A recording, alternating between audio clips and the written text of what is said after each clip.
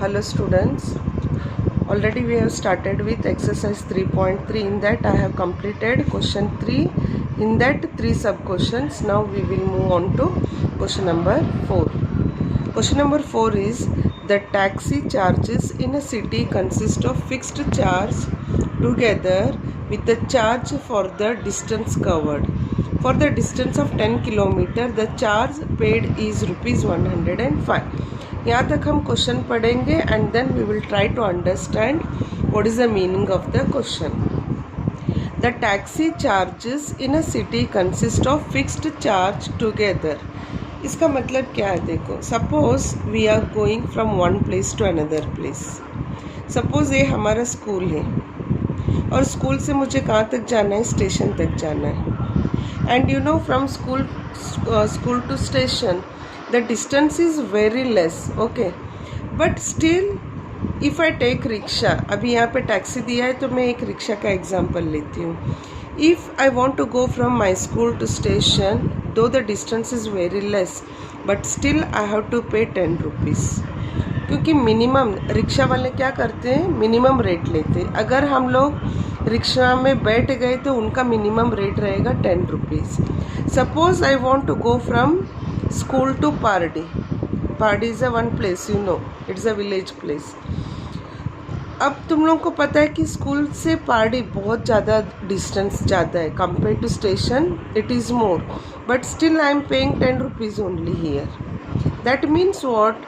जब भी हम टैक्सी में या रिक्शा में बैठ जाते हैं तो उनका एक फ़िक्स चार्ज रहता है. So I am taking here as 10 rupees. फिर अगर सपोज़ मुझे उसके आगे जाना है, पारडी से मुझे अगर वलसाड़ तक जाना है, then they will fix one charge here from school to Pardi. उसके बाद जो भी मैं एक्स्ट्रा जा रही हूँ तो 1 किलोमीटर के हिसाब से वो लोग पैसे लगाते हैं. For 1 kilometer we have to pay 5 rupees 6 rupees like that. Okay, तुम लोगों ने बोर्ड में भी देखा होगा, बहुत सारे कटआउट्स लगे हुए रहते हैं. Vapi to Bombay airport, so 2500 ऐसे कुछ बोर्ड लगा हुआ रहता है. This means what? If I want to go from Vapi to airport, I have to pay the fixed charge that is 2500. अगर मुझे बॉम्बे एयरपोर्ट छोड़ के कहीं और बॉम्बे जगह दादर जाना है, मुझे वीटी जाना है या नई मुंबई जाना है, तो वहाँ पे फिर पर किलोमीटर के हिसाब से वो लोग रेट लगाएंगे. But from Vapi to airport मुझे मिनिमम रेट 2500 पे करना ही है. अगर मैं उसके आगे जाऊंगी तो पर किलोमीटर के हिसाब से मुझे अमाउंट देना है. Okay, the same idea we are using here. What is given? The taxi charges in a city consist of fixed charge. तो वहाँ पे सपोज ए डिस्टेंस है, from this distance to this distance, यहाँ पे fixed charge है और fixed charge को हम क्या ले रहे हैं इधर? x. The thing that we don't know, we are taking that as x. This is fixed charge, fixed amount है ये. After that with the charge, यहाँ पे फिर से क्वेश्चन पढ़ेंगे. The taxi charges in a city consist of fixed charge together with the charge for the distance covered. For the distance of 10 kilometer, the charge paid is 105. अब देखो, 10 kilometre हम लोग travel कर रहे हैं तो टोटल चार्ज हमने कितना पे किया है उधर? 105. Then this 105 consist of this fixed amount and this amount.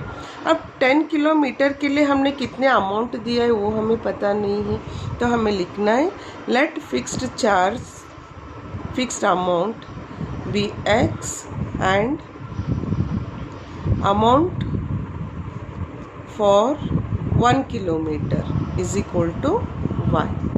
तो हमें यहाँ पे दो वेरिएबल सपोज करना है. Let fixed amount that we are paying is x rupees and after that he is charging for 1 kilometer. तो 1 किलोमीटर का हमने कितना लिया है? Rupees y. उसके बाद हमारा इक्वेशन बनेगा. So let me write this much here. So first what I had taken here, fixed charge is equal to rupees x. Then charge for 1 kilometer. अब आगे जैसे जैसे मैं किलोमीटर कवर करूँगी वैसे वैसे पैसे हमारा बढ़ेगा। तो 1 किलोमीटर का चार्ज हम लोग y ले लेंगे। Okay, now according to given question, अब हम क्वेश्चन पढ़ेंगे और इक्वेशन फॉर्म करेंगे। According to given question AGQ, वहाँ पे दिया है फिक्स्ड चार्ज x और आफ्टर दैट 10 किलोमीटर। ओके, तो अमाउंट पेड कितना है वहाँ पे 105। यहाँ से यहाँ तक हमने x रुपीज़ पे किया है। अब 10 किलोमीटर में हमने y रुपीज़ पे किया है, that is for 1 kilometer. 1 kilometer we are paying y rupees. तो 10 किलोमीटर के लिए हम कितना पे करेंगे, this into this. For example अगर 1 किलोमीटर के लिए मैं 7 रुपीज़ पे कर रही हूँ, तो 10 किलोमीटर के लिए मैं कितना अमाउंट पे करूँगी, 10 into 7 that is 70 rupees. Like that for 1 kilometer I am paying y rupees and I am covering 10 kilometer. तो मैं कितना अमाउंट दूंगी इधर for this, to cover 10 kilometer I am paying extra 10 y rupees. जैसे हमने 10 into 7 करके 70 किया है ना, वैसे ही 10 इंटू y करो 10y and this total amount is 105। तो हमारा फर्स्ट इक्वेशन आएगा x plus 10y is equal to 105। This is our first equation. अब second equation is and for the journey of 15 kilometre the charge paid is 155। अब first we travel 10 kilometre, now we are moving with first it is x, जो fixed amount है वो x है। अब हम 15 kilometre travel कर रहे हैं। Okay, so from this to this it is x and for 15 kilometer the total amount we are paying is 155. अब 155 के अंदर x भी आ गया और 15 किलोमीटर का रेट भी आ गया। अब 15 किलोमीटर का रेट क्या आएगा, 1 kilometer equal to y amount we are paying y rupees. तो 15 किलोमीटर के लिए कितना हम अमाउंट पे करेंगे, अभी मैंने समझाया था ये। सो 15 into y। So this 15y and x together we are paying 155. So second equation will be x plus 15y is equal to 155. This is our second equation. Now as you know, exercise 3.3 is substitution method. So we will use that method and we will solve. So I am taking here equation 1 by equation 1. Equation 1 is x plus 10y is equal to 105. See here, this is first equation. Now I will write this x as it is and 105 take 10y that side, it is minus 10y. Okay, so x value I got. Now substituting this value in equation 2. You can write here putting the value of x in equation 2. तो equation 2 क्या है पहले लिख दो। equation 2 is x plus 15y is equal to 155. This is equation 2. Now I am putting the value of x. x के place में a value put करना, 105 minus 10y plus 15y is equal to 155. Now you have 15y and 10y. Subtraction होगा and you take 105 that side. 15 minus 10 will be 5y is equal to 155 minus 105, which is 50. So y is equal to 50 upon 5, that is 10. So y value क्या आया, rupees 10. Rupees 10 means what? For 1 kilometer we are paying rupees 10. अब हमें fixed amount find करना है।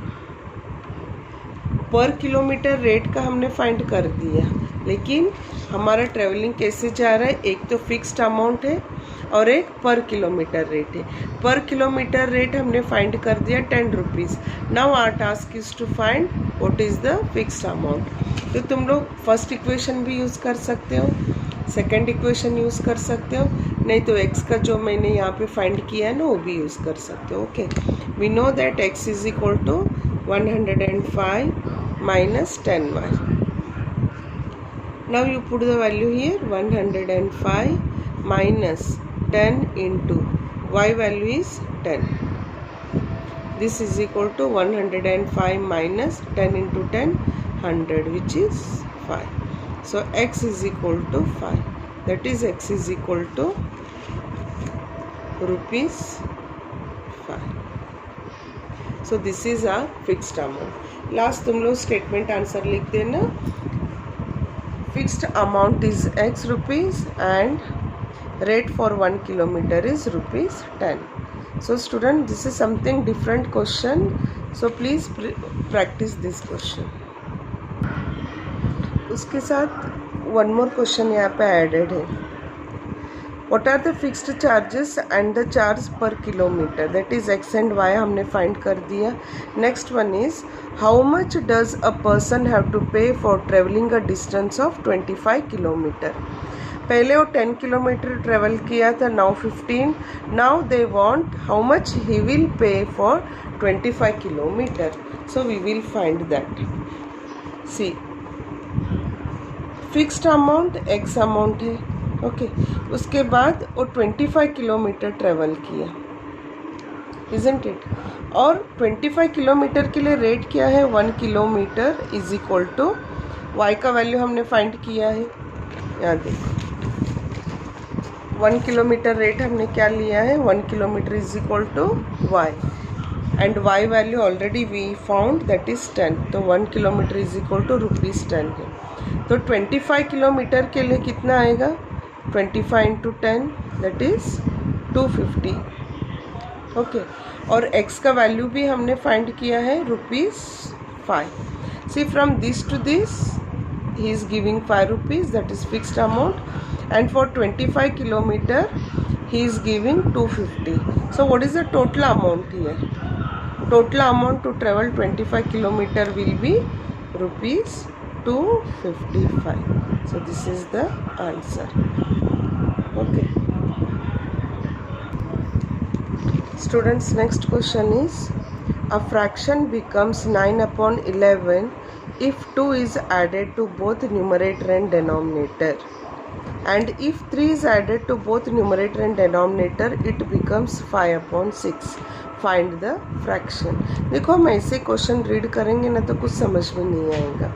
Question क्या है, find the fraction है, and you know that fraction is always in the form of numerator and denominator. Fraction हमेशा numerator और denominator format में रहता है, and we don't know what is here fraction. जब हमें फ्रैक्शन नहीं पता नहीं तो न्यूमरेटर और डिनोमिनेटर भी हमें पता नहीं है। तो फर्स्ट स्टेज हमारा क्या जाएगा, let numerator be x and denominator be y. So when we have numerator x and denominator y, then what the fraction will become? Fraction will become x upon y. Why x upon 5? Because मैंने numerator को x लिया है और denominator को y. तो जब भी ऐसे फ्रैक्शन क्वेश्चन आता है, this is our first step. हमें न्यूमरेटर और डिनोमिनेटर को सपोज करना है। See students, whatever I taught you in the paper I have written here. Let numerator be x and denominator be y. Why I have taken this? Because it is a fraction question. Therefore, the fraction is x upon y. Now we are forming equation by reading the question. Question ना हमें read कर करके हमें equation form करना है। A fraction becomes 9/11, मतलब ये fraction x upon Y 9/11 हो जाएगा if 2 is added to both numerator and denominator. So first condition क्या है, 2 is added to both numerator and denominator. So you write here according to given question 2 is added to numerator and denominator. हमारा numerator और denominator क्या है, x upon y है, and we are adding 2 to numerator and denominator both. So when we add 2 to both numerator and denominator, then the fraction becomes 9 upon 11. The fraction, this one will become 9 upon 11. So this is the formation of first equation. अब इसको हमें simplest form में convert करना है. For that I will cross multiply the terms. You know how to cross. A term इधर हमें लेके जाना है और A term यहाँ पे लेके जाना है. This is called as cross. So 11 comes this side. So 11 in the bracket x plus 2 is equal to 9 and this one will go that side y plus 2. अब multiply करो. This is 11x plus 22 equal to 9y plus 18. Take 9 this side and 22 that side. So 11x minus 9y is equal to 18 minus 22. So this is 11x minus 9y. 18 minus 22 is minus 4. So now this is our first equation. Okay. तो पहले हमें ऐसे formation में आते तो उसको simplify करना है, then we are getting first equation. अब हमारा सेकंड इक्वेशन फॉर्मेशन होगा.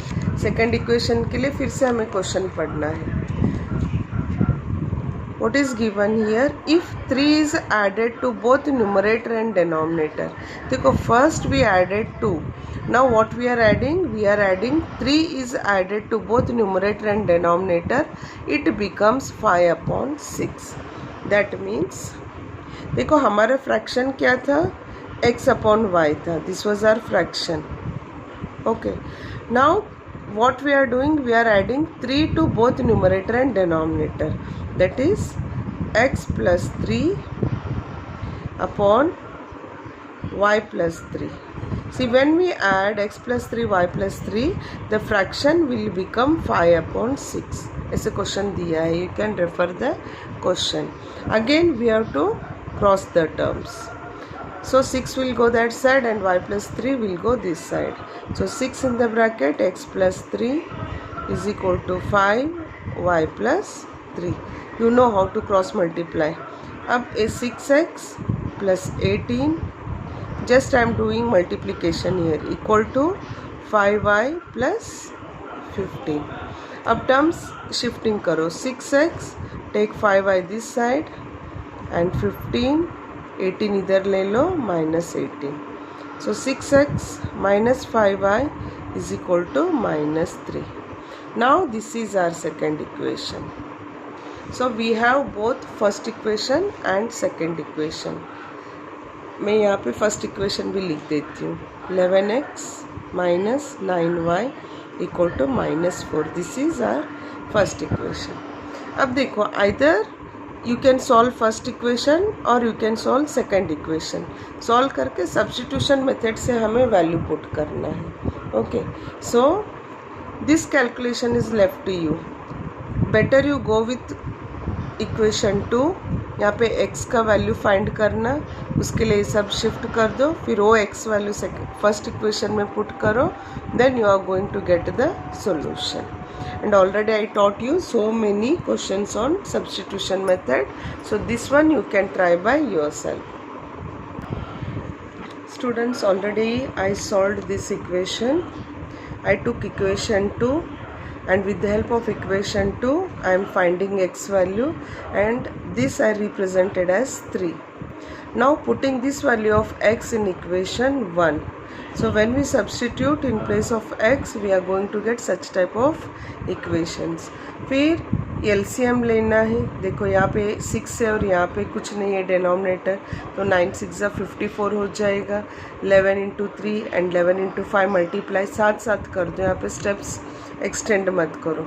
Take LCM and multiplication both at a time and then just we are simplifying equation. Then I am getting y value and this y value I am putting in equation 3 क्योंकि मुझे x value चाहिए. सो in place of y just to put 9. So 5 into 9 will become 45. 45 minus 3 will become 42. फिर 6 and 42 cutting method से 7 आ जाएगा. x equal to 7. See now this is not the answer because question was find the fraction. Question क्या था? Find the fraction था. So we have to find here x upon y. तो तुम लोग answer solution set equal to x y ऐसे नहीं लिखोगे इधर. लास्ट आंसर फॉर्मेशन इसका कैसे रहता है देखो. Therefore fraction is equal to x upon y, क्योंकि ये हमें चाहिए था. Okay, x upon y, x value 7 and y value 9. So this is our answer. तुम लोग सॉल्यूशन सेट करके मत लिखना है. यूजुअली देखो अभी तक हम लोग सॉल्यूशन सेट लिखते थे, ऐसे फॉर्मेशन में हम लोग लिखते थे. X y is equal to 7 9. We use to write like this, but here we are in fraction, so we have to write the fraction. Students, next question is 5 years hence the age of Jacob will be 3 times that of his son. देखो यहाँ पे 5 years hence मतलब 5 साल के बाद. And then 5 years ago, 5 years hence 5 years के बाद, 5 years ago मतलब 5 साल के पहले. ओके, और क्वेश्चन क्या दिया है ये सब हम बाद में पढ़ेंगे. पहले मेन थीम निकालेंगे. What is their present age. हमें क्या फाइंड करना है इधर? Present age. और किसके बीच में रिलेशन जा रहा है? Jacob and his son. तो पहले हम एक कॉलम बना देंगे यहाँ पे, Jacob and his son. Okay, let present age be. Present age हम जैकब का x ले लेंगे और सन का y. ओके, उसके बाद क्वेश्चन पढ़ के हम यहाँ पे फिर से नोट डाउन करेंगे. 5 years hence, 5 years hence मतलब 5 साल के बाद. 5 years hence. देखो प्रेजेंट एज कितना है उसका? जैकब का x है, तो 5 साल के बाद कितना होगा? एडिशन होगा ना इधर. सपोज मेरा प्रेजेंट एज है, सपोज अभी मेरा एज है 10 years, तो 5 साल के बाद मेरा एज कितना होगा? 15 होगा. कैसे? हमने 10 + 5 किया. Like that present age Jacob का x, और 5 साल के बाद उसका एज कितना होगा? x + 5. Similarly son's present age is y, तो 5 साल के बाद उसका एज कितना होगा? y + 5. ओके, तो ये फर्स्ट कॉलम था. सेकेंड में क्या दिया उन्होंने? 5 years ago मतलब 5 साल पहले, तो वो भी हम नोट डाउन करेंगे. 5 years ago. देखो अगर मुझे आगे जाना है तो मैं प्लस करूँगी, अगर मुझे पीछे जाना है, देख 3 साल पहले मेरा एज कितना था? अगर प्रेजेंट एज मेरा 10 है, तो 3 साल पहले मेरा कितना होगा एज? 10 - 3 that is 7. तो अगर हमें पीछे जाना है तो हम एज को माइनस करते हैं. सिमिलरली यहाँ पे 5 years ago पूछा है, मतलब 5 साल पहले. तो 5 साल पहले जैकब का एज, प्रेजेंट एज अगर x है तो 5 साल पहले उसका एज x - 5 हो जाएगा, और सन का y - 5. So this we are making a column. अब हमें इक्वेशन फॉर्मेशन करना है. ये तो जस्ट सिंपल आइडियाज़ हमने लिखा है इधर. अब हमारा इक्वेशन स्टार्ट होगा. Again read out the question and right. 5 years hence, 5 years hence मतलब ए वाला, ए कॉलम हमें देखना है. 5 years hence Jacob will B. अब जैसे जैसे हम पढ़ेंगे वैसे हमें क्वेश्चन इक्वेशन लिखना है according to given question. 5 years hence Jacob will be. Jacob का एज क्या है? x + 5. Will be, was, is आता है तो हमें इक्वल साइन डाल देना है. Jacob will be 3 times that of his son. तो 3 times his son, तो 5 साल के बाद जो है उसका रिलेशन दिया है. सो 3 times his son. So this is the formation of first equation. तो क्या दिया था इधर?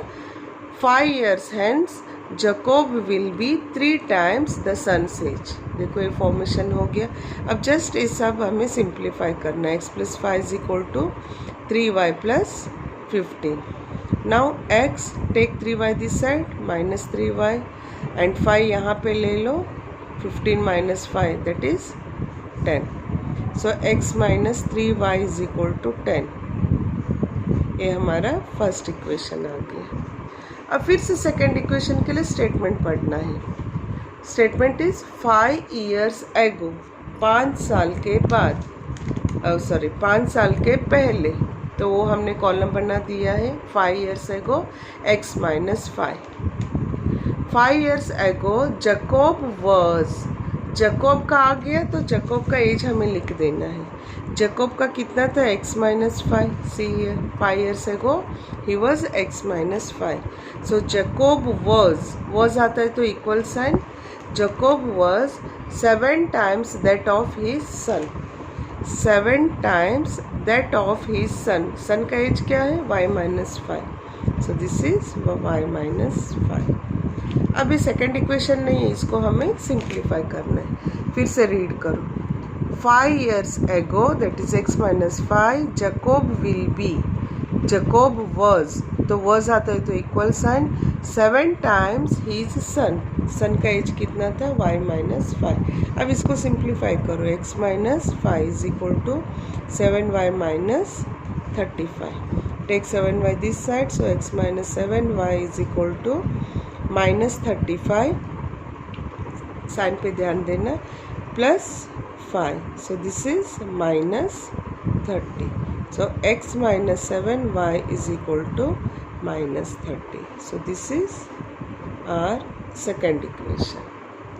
अब हमें क्या करना है, सब्स्टिट्यूशन मेथड से x का वैल्यू यहाँ से इसमें पुट कर दो तो आंसर आ जाएगा जैकोब और सन का. सो this one you will do calculation. You are going to solve this one. With this we have completed exercise 3.3. So students, please keep practicing because these are all different questions, and afterwards in next video I am going to teach you elimination method. Thank you.